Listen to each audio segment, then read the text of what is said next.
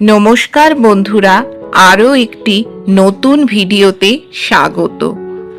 জ্যৈষ্ঠ মাস শেষ হতে চলেছে, তো এই ভিডিওতে জানাতে চলেছি পঞ্জিকা অনুসারে জ্যৈষ্ঠ মাসের শেষ অমাবস্যার সঠিক দিন, সময়, তিথি, ক্ষণ।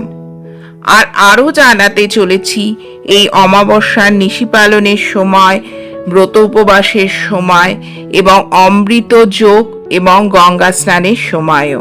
চলুন শুরু করা যাক ভিডিওটি। তো বন্ধুরা, জ্যৈষ্ঠ মাসটি শেষ হতে চলেছে।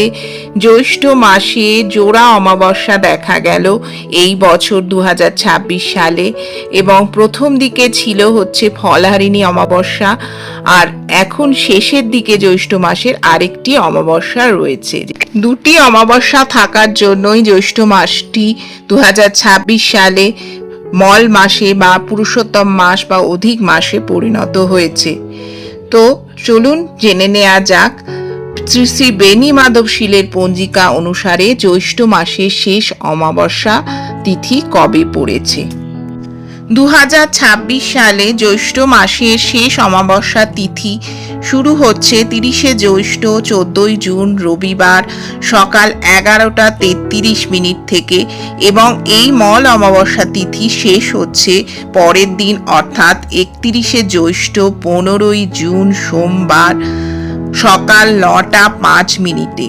অর্থাৎ এই পরিস্থিতিতে অমাবস্যার নিশি পালন আগের দিন থাকছে, অর্থাৎ 30শে জ্যৈষ্ঠ 14ই জুন রবিবার, আর উদয়া তিথি অনুযায়ী অমাবস্যার ব্রত উপবাস পুজো পাঠ রয়েছে 31শে জ্যৈষ্ঠ 15ই জুন সোমবার। এই অমাবস্যা তিথিতে গঙ্গা স্নানের শুভ সময় কি থাকছে চলুন জেনে নেওয়া যাক।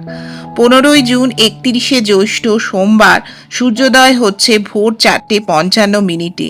এই সময় থেকে সকাল 6টার মধ্যে আপনারা অবশ্যই গঙ্গা স্নান করে নেবেন।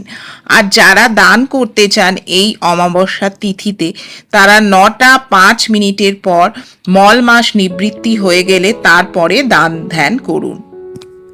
এখানে বেণী মাধব শীলের পঞ্জিকা অনুসারে অমৃত যোগের অনেকগুলি যোগ আমি স্ক্রিনে দিয়ে দিয়েছি। তার মধ্যে একটি খুবই শুভ যোগ রয়েছে রাত্রি 9টা 13 থেকে মধ্যরাত্রি 12টা 3 মধ্যে।